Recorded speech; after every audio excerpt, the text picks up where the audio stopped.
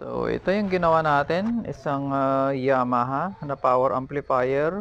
So, made in Indonesia na variant, pero original pa rin mga bro.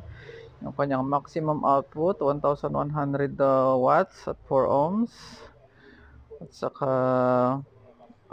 2,000 watt, 8 ohms bridge.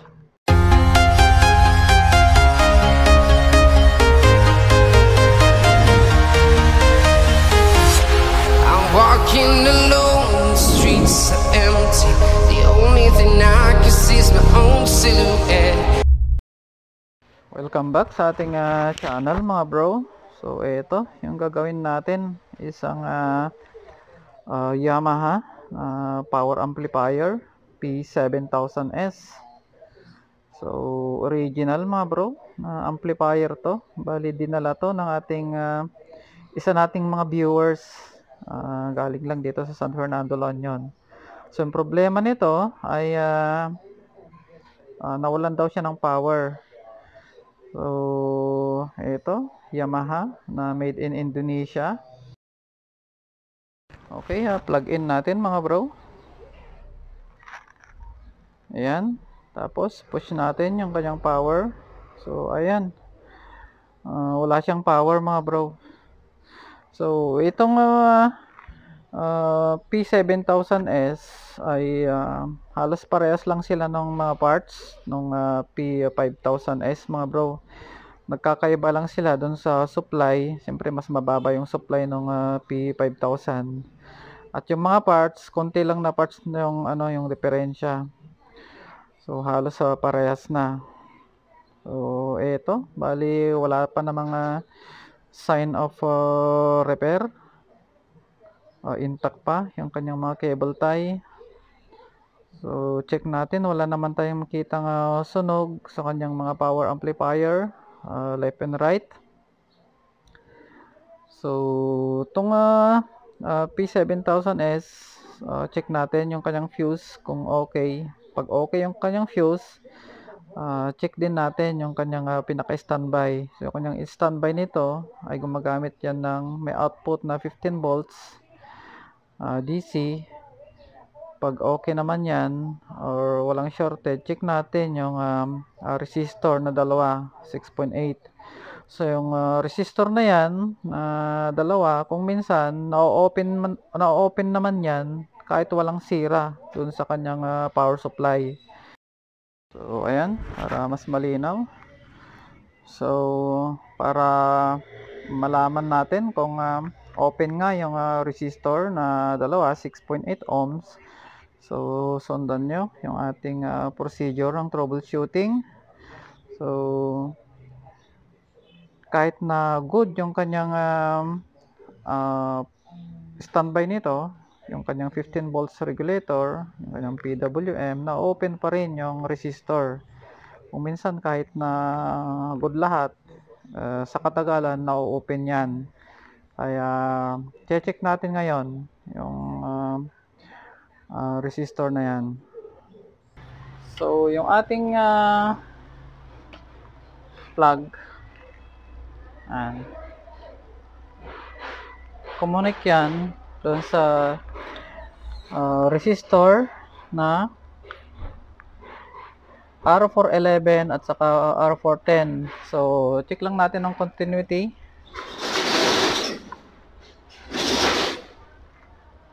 Tester natin. So eto, may continuity ito sa R410. Pakita natin yung R410. Sinusukatan ko. Yan yung dalawang maliit na yan. Close up natin. R410, R411. Tapos itong dulo ng R410 natin, ito, dapat merong yung continuity mula dito sa dulo na yan ng R410 hanggang dito sa violet natin na wire. Kung wala tayong masukat na continuity dyan, open yung resistor. So mamaya mayroon tayong gagawin na tricks dito para malaman natin kung gumagana yung kanyang 15 volts regulator, kung magkakaroon siya ng output. So ito, check natin.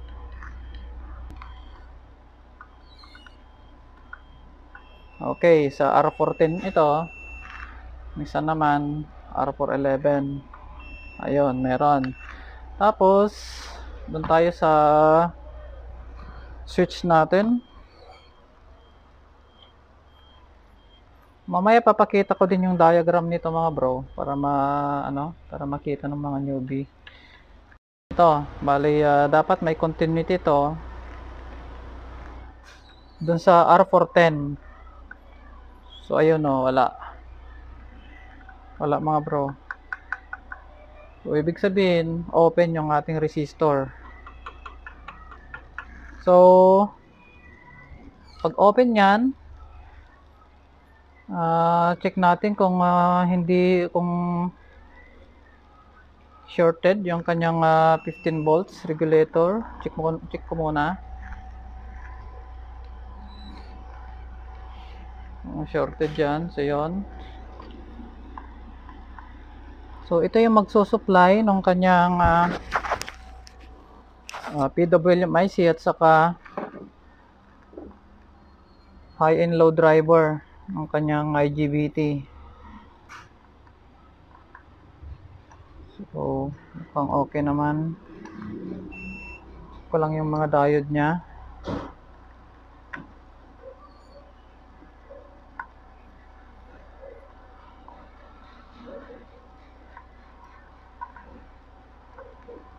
Okay, check ko lang yung kanyang IGBT.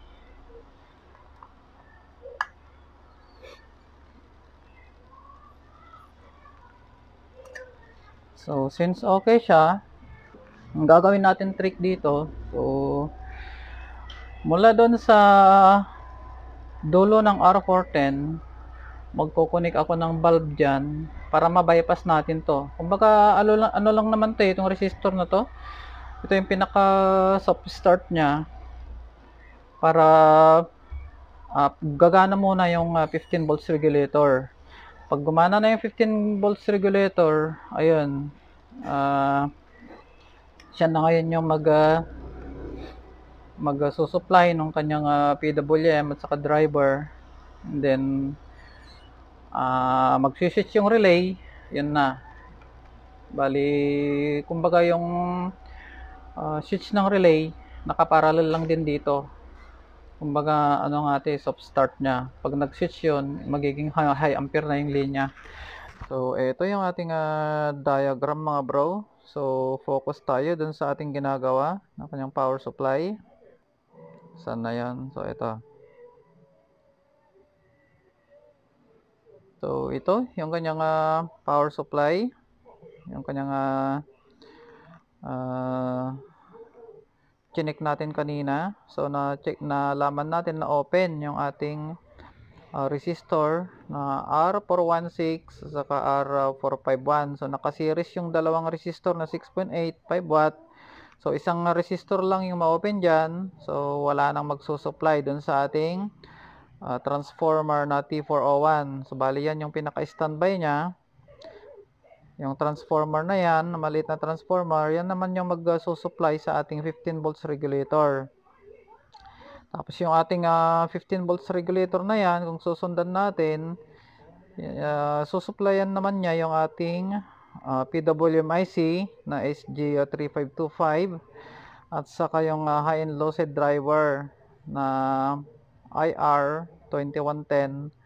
Ito naman yung magdra-drive doon sa kanyang pinaka-regulator na IGBT. Ayan Q405 at saka Q407. So yung resistor mga bro na dalawang 6.8, hindi natin pwedeng hindi natin pwedeng erekta yan or palitan ng ibang value. So dapat lang gagawin yan, same value, same same specs kumbaga. Kasi kung may problema dito sa kanyang standby 15 volts, doon sa PWM, doon sa driver, doon sa IGBT, or dito sa mismo nga transformer na pinaka-standby niya. Siyempre yan yung ma-open. Pagsaksak pa lang natin, siyempre ma-open na yan. Kasi kung re-recta natin yan, mataas kasi yung ampere ng fuse nito. So pag renekta natin yan, baka mas magkakaroon ng malaking sira kung sakaling nagka-trouble dito sa kanyang standby. So yung test point natin kanina dito, para malaman yung kung open yung resistor na yan, R416 at saka R415, ito yung resistor na dalawa, yung 220K, R411 at saka 410. So doon tayo kanina nag test sa dulo ng R410, and then dito sa switch yung ating violet or purple na linya, or pwede din sa isang dulo ng C425 na ceramic high voltage capacitor. So ayun, so pagpatuloy natin yung ating pag troubleshoot. So ito yung gagamitin natin, ano lang to, 60 watts. Kumbaga para safety siya, walang sasabog doon sa 15 volts ano natin, source natin. Gamitan natin ng bulb. So check na natin kung ano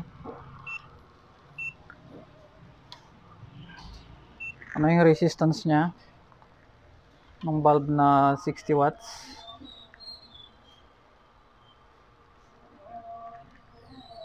Ayan, meron siyang 66 ohms. So sapat na yan para mapapower yung kanyang pinaka-standby.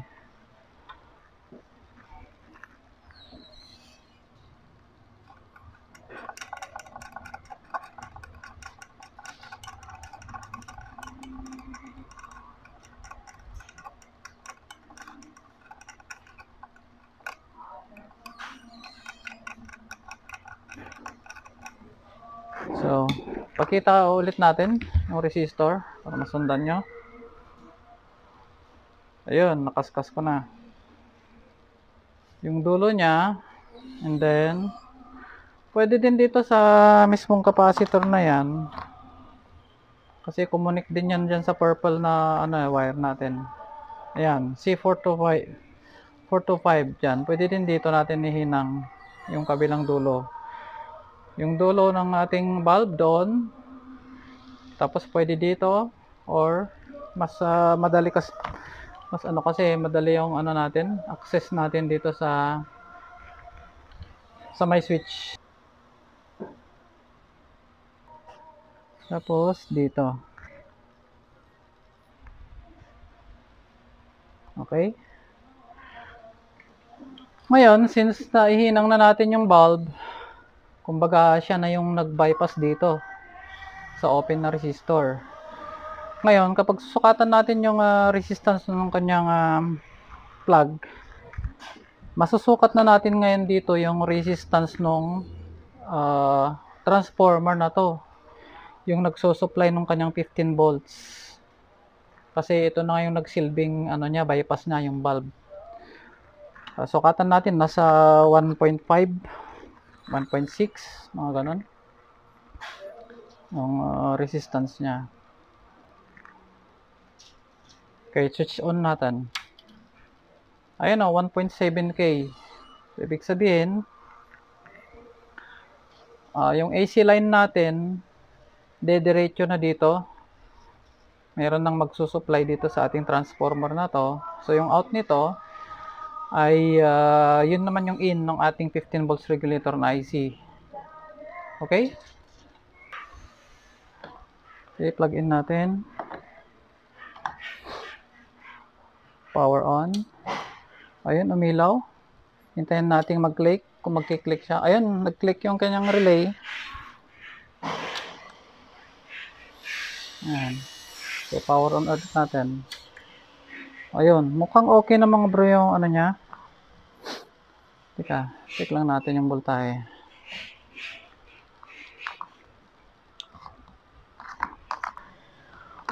O, pakita ko lang yung harap niya. Wala namang umilaw na clip. So normal yung ilaw mga bro. Okay, sakatan lang natin ang kanyang mga voltahe. Okay, sakatan natin. Normal yung voltahe niya. Okay. Negative 15 volts. Okay. Positive 15. Okay. Check natin yung supply ng kanyang amplifier. So, dito tayo sa pula. 132. So, ano pa pala to? Yung mababang, yung mas mababang klase pala yung supply nito. Kasi meron yung iba, 140 plus. Check natin yung negative. Ay, 134. So, mukhang okay siya mga bro. So bali, i-inputan na lang natin ng signal generator. Tapos, check natin sa scope kung malinis yung kanyang sine wave. Okay ba mga bro? Bali, set up ko lang. So, okay mga bro. Ito na yung setup natin. Bali, yung channel 2 natin. Yan yung input signal natin. Ginawa natin dito sa DIY function generator. So, mura lang. Sa kulay purple. Tapos yung ating output, yung ginamit natin yung pinasok natin na frequency sa ating input ay 1 kHz na sine wave. So, monitor natin yung ano niya, yung output. So, dito muna tayo sa channel B. So, yung ating setting ay naka-stereo lang yan. So, isang dummy load pa lang yung gamit natin. Bali, lilipat ko na lang mamaya sa channel A. Kasi hindi pa natin nalagyan ng jack yung isa nating dummy load dyan. Shout out bro Marco Francis, gamit na gamit yung galing sa'yo na dummy load 8 ohms 1000 watts. So ayan. So, sayang nga lang di natin makukuha yung current nito, yung output current nya, dahil nasira yung ating fluke na clamp meter. Bale, next time ano din natin. So okay, power on natin para ma-testing. Check na lang natin yung signal kung malinis pa. Sana kung parehas sila kalinis doon sa input, ganon din kalinis sa output, ibig sabihin okay yung kanyang amplifier.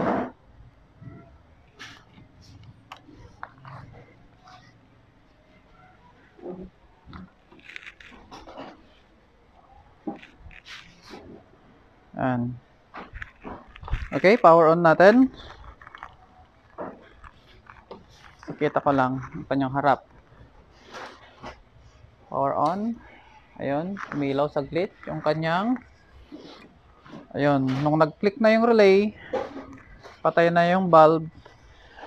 Kasi yung relay na yung kumbaga nag-high ampere na yung linya.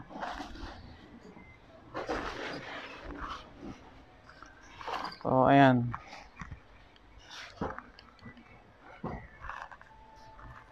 Okay, try nating volumean yung ating channel B kung saan naka-connect yung ating channel 1 na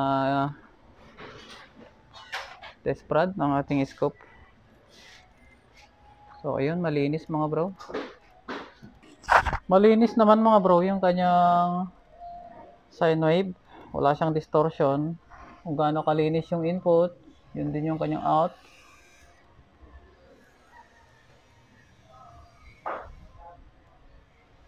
Check natin yung yung isang channel.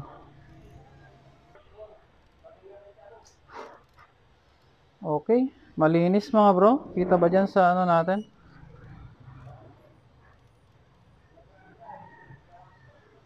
Malinis.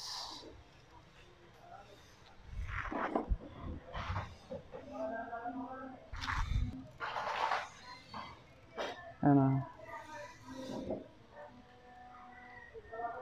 Okay, buti na lang mga bro. Walang sira yung kanyang amp. Kung gagawin natin dito, papalitan natin yung okay, pakita lang natin. Wala siyang clipping. So, yan.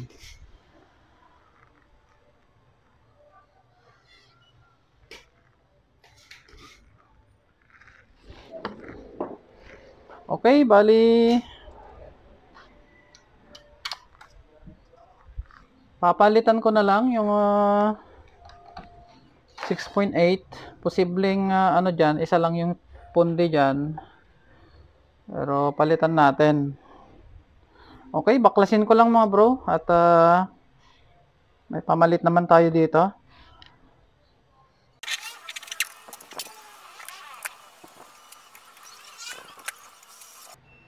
So ayun, okay yung isa. Open yung isa.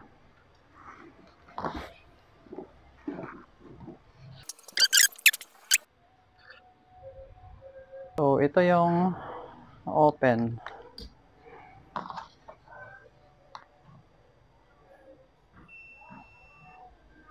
Open oh. Yan, 6.8 ohms. 6.8 5 watt. Yan. Okay mga bro, bali lalagay ko lang to, then na-assemble natin. Final testing na tayo.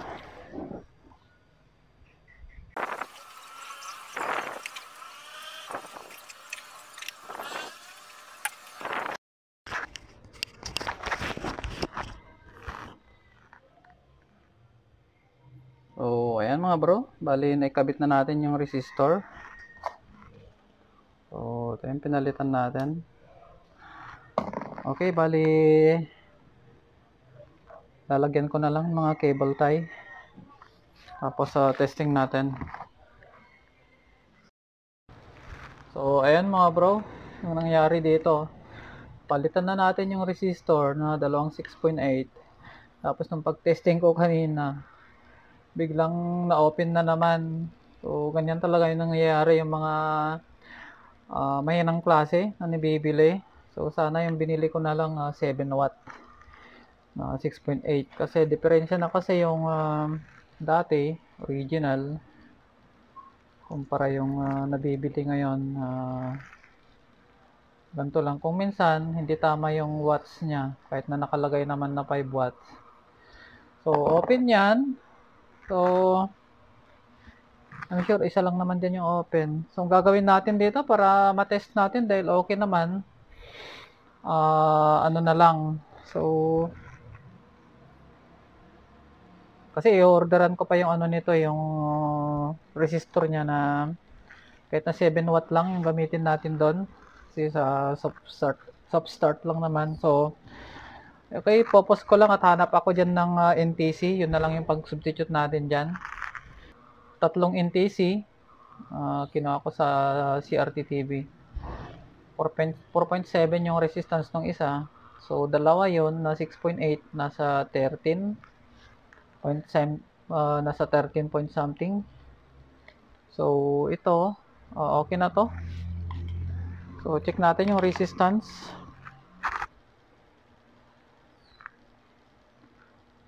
Pinag-series ko na yung tatlo. So, meron siyang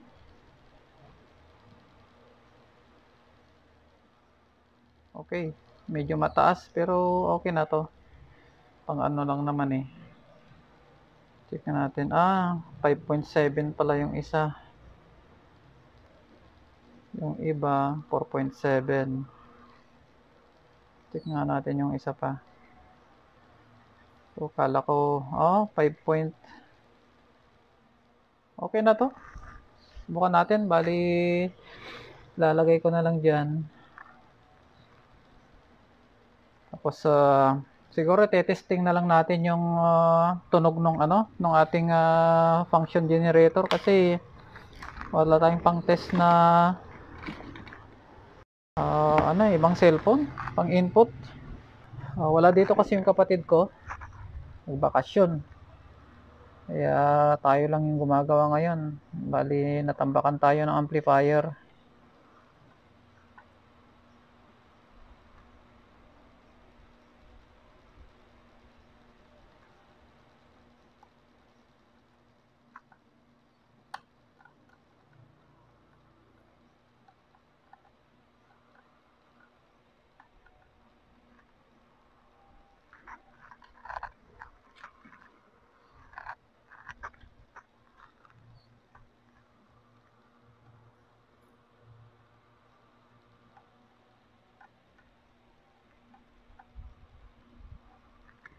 Ayan.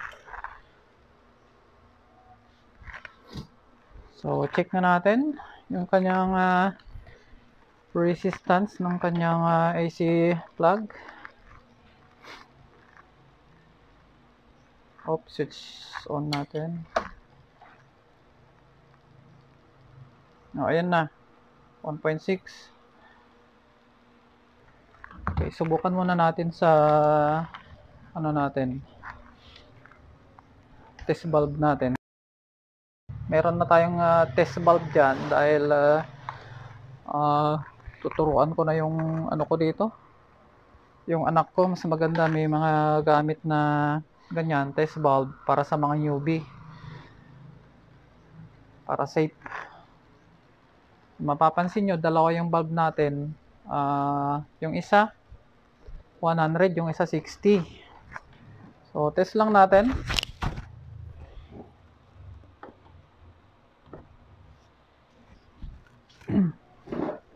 Ayun, umilaw lang nung pagsaksak natin, pero nawala din yung ilaw niya. And then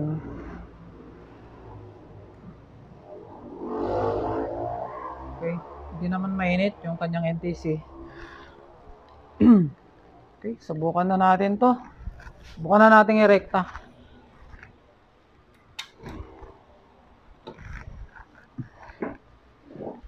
Subukan na natin hindi padaanin sa bulb. So, natin. So, nakarekta na to.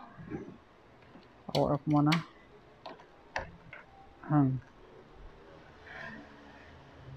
Power on. Ayan. So 1 kHz pa rin yung input natin sa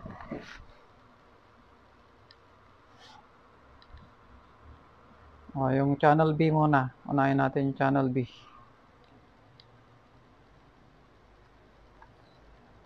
Channel B.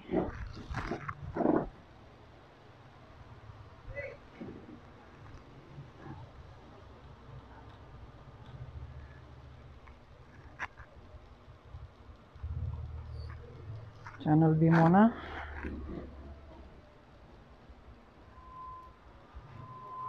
Ayun. Kung naririnig yung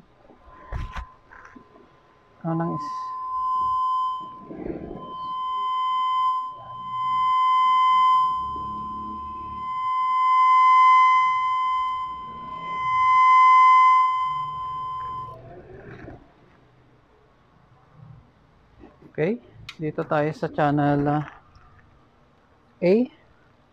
Channel B yon yung sinukatan natin.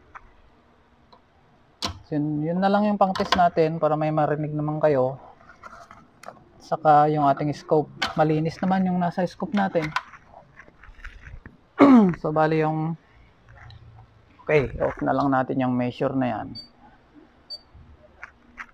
So makita nyo na malinis. Yan.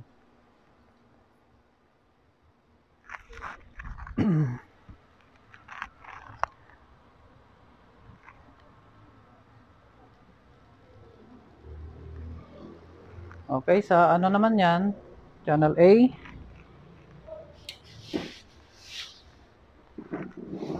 Channel A.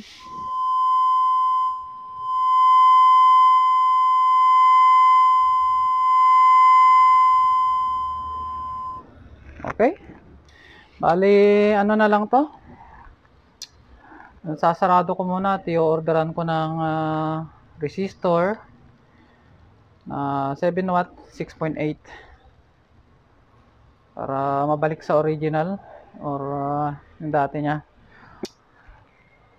Para maging guide ng iba, check natin yung bias nito.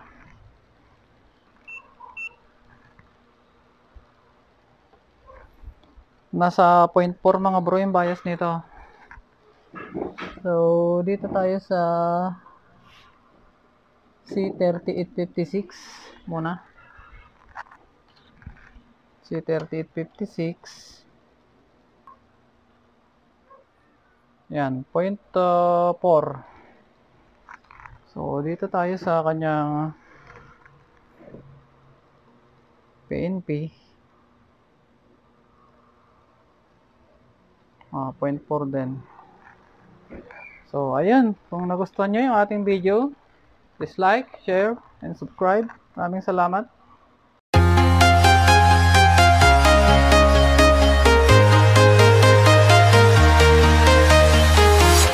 I'm walking alone in the streets.